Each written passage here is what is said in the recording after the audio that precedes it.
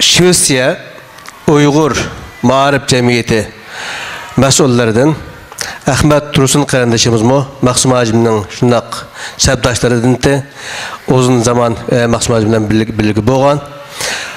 Mushu programga alayda hassa qo'shiman deb Shvetsiyadan mushay keldi alayda şekilde o'zini hissiyatlarını, ta'sirotlarini, ders ibretlerini so'zlash uchun mikrofona da'vat qilaman.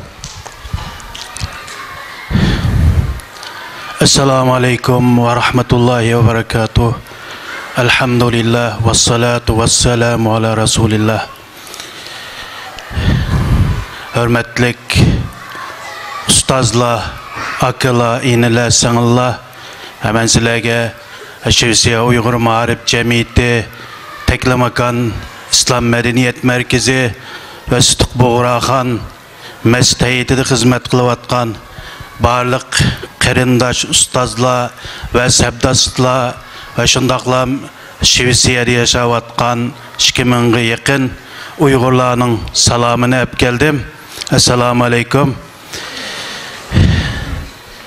Men şunaqlam Maqsum Hajim kam to'g'riliq o'zimning azroq qisqa tarixiy sabdoshliklarimizni va shogirdliklarimizni tanishtirib o'tmoqchi. Men Ablekim Maqsum Hajim bilan 1996-yili Pakistan'da Lahorda Mevdudi İslam İnstitutu o'qiyotgan vaqtimizda ve şundaqlam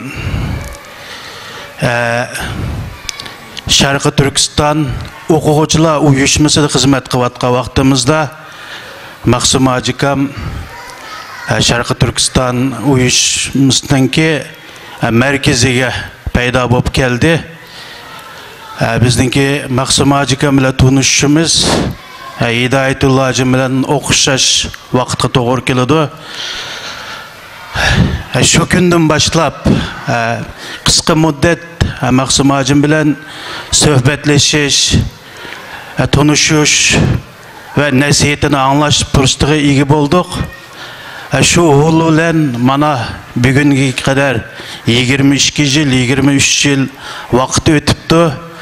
Mayli Maqsum Hajimning Pakistandan Misrga borgan vaqti, Misr turgan vaqti bo'lsin, Misrdan arliqdek Türkiye'ye kelgan vaqti bo'lsin, mayli Türkiye'de cemiyet qurgan vaqti bo'lsin, Maqsum Hajim bilan davomliq halqiliq, muhim, nuqtaliq o'rinlarda, muhim vaqtlarda uchrashib qilish, birga maslahatlarni olib berish fursatiga ega bo'ldik. Allohga bu fursatlarga meni ega qilganligi uchun cheksiz rahmat aytaman. Abdulakim Maqsum Hajim haqiqatan fazilat, axloq egasi, fikr egasi etdi.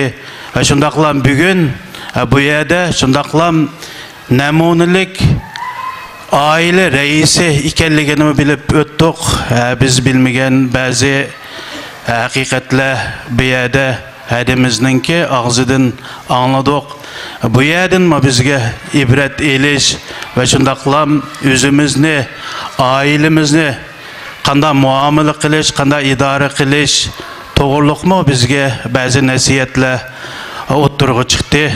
Allah'ın yardımı bilan Maqsum Hajimning yetakchiligi ve tarbiyalashi asosida mana 20-22 yildan beri xizmatlarni qilib hazırlıkta erip qalmay, charchamay dünyanın qayeriga barayli ve kitayli yana şu vaqtki Maqsum Hajimdan olgan tarbiya asosida xizmatlarni qilib charchamasdan hazırlıkdek tirishib kelayotimiz.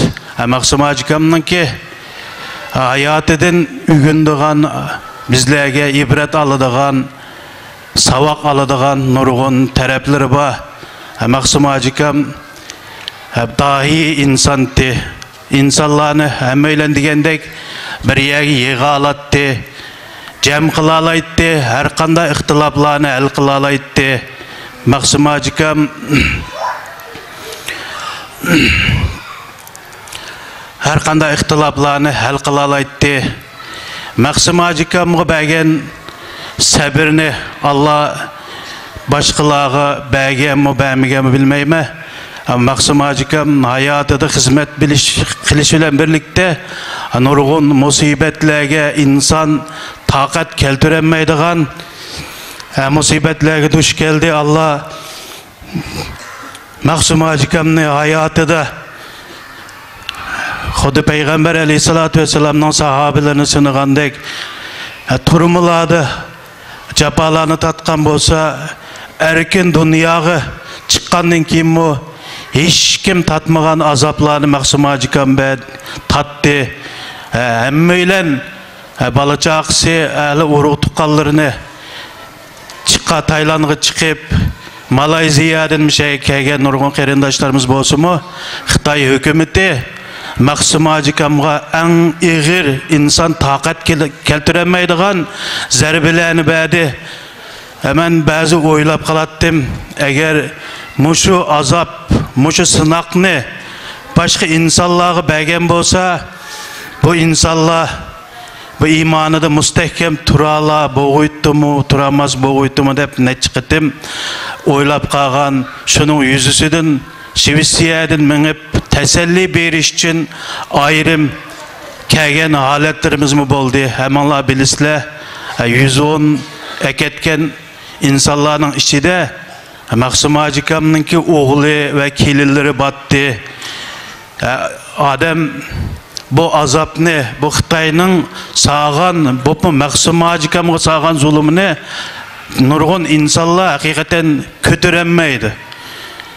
İşkidanı nevresini Türkiye'ye yollab berip oğlu bilen kelinini ekitip kaldı.